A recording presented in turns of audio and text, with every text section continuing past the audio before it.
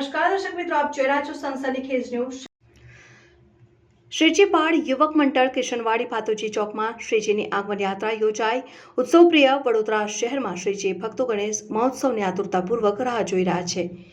વિવિધ વિસ્તારોમાં આગમન યાત્રા યોજાઈ રહી છે। શહેરના કિશનવાડી ભાતોજી ચોકમાં છેલ્લા 17 વર્ષથી શ્રીજીની શ્રદ્ધાપૂર્વક સ્થાપના કરાઈ છે, જે અંતર્ગત ગતરોજ શ્રીજીની આગમન યાત્રા યોજાઈ, જેમાં મોટી સંખ્યામાં ભક્તો જોડાયા।